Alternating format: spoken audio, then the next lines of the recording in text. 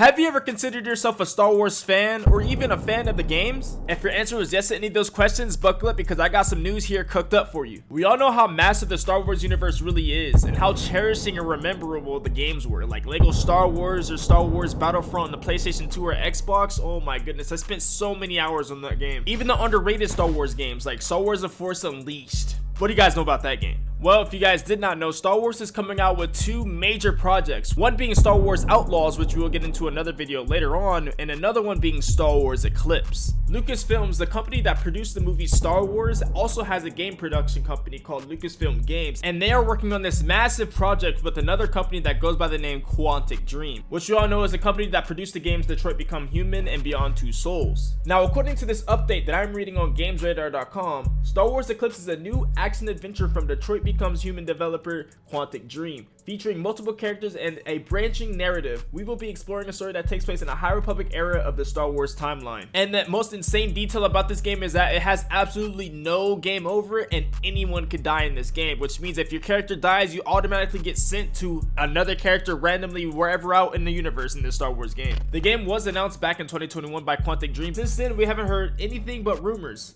Until now. Like mentioned a few moments ago, the timeline is based in a High Republic era, which is hundreds of years before Anakin and Han Solo, which is the prime time for the Jedi. It's actually crazy to think that the High Republic era is like some sort of urban legend in the Star Wars world that we know today. Now, Lisa Pence, the vice president of marketing at Quantum Dream, told IGN this during an interview. While the studio wants people to know this is an action adventure game, it will still have all of the elements that you would expect from a Quantum Dream title, including erratically branching narratives and the ability to play as different characters. Another key element is that no matter how badly you screw up or who dies, the game story will keep on chugging, which means, let's say you have played this one character for like 3 days straight, never died, right? Dies out of nowhere, now you're gonna spawn in a whole nother character, have a whole new storyline ahead of you. Is it me or is this game started to sound similar to that Everywhere game we talked about? Because on God, this has sounded fire. This is basically one of those games that you can never really get bored at, you know what I mean? Because it's just gonna continuously be a new storyline being introduced. There's no game over, said Pence. Anyone can die, anything can happen, and the story sort of continues so that those signatures are still there. And if you guys played the game Beyond Two Souls, you guys are kind of similar with this concept and how it's going to work. Like the part in the game where you had to escape the police, and if you got caught, you basically had to escape from another perspective from another person. Usually when Star Wars drops a game and they don't keep it accurate to the movies like how they did in Lego Star Wars, they'll drop a tight packed game that is still canon anyways, like in Star Wars The Force Unleashed or in Battlefront 2 or Battlefront 1. We don't bring up the Souls-like Star Wars game that came out, The Last Jedi, because that has really nothing to do with this. I think it was called that game. I honestly don't remember what it was called. And obviously the latest Lego Star Wars game that came out is accurate to the recent Jedi series. Lisa Pence did mention that this game will be an action adventure title compared to the other games that are more like cinematic experiences, which means that we will have a lot more opportunity when it comes to combat in this game compared to the other games. I mean, it better be combat in this game. It's a fucking Star Wars game. What do they expect? And since Quantic Dream is going with the whole anyone can die, the game never ends thing, I'm going to assume that they're going to incorporate AI within this game, which would essentially mean that AI will continuously keep building storylines and characters as you go on playing the game. Now the real question is, what will the ratio be from actual developers making the missions and side quests to AI making the missions and side quests? We will really know the answer to that until the game comes out. The only way I can really see this game kind of working like that is if they do a huge persistent universe, kind of like in Star Citizen, you know what I mean? Also, it isn't clear whether or not the game will be multiplayer, because if it is, that will be sick. If it's not, it is what it is. The only thing is, if they don't make it multiplayer and if they don't make the universe persistent, why come out with Star Wars Outlaws and come out with this game if essentially Star Wars Outlaws is just Starfield but Star Wars? You know what I mean? Like, you can't really fly the ships, but you can like do hella missions. Compared to in Star Wars Eclipse, you can actually fly the ships, go to other planets like in Star Citizen. Either way, I still think the game will be very enjoyable. If you guys did enjoy Detroit Becomes Human or Beyond Two Souls,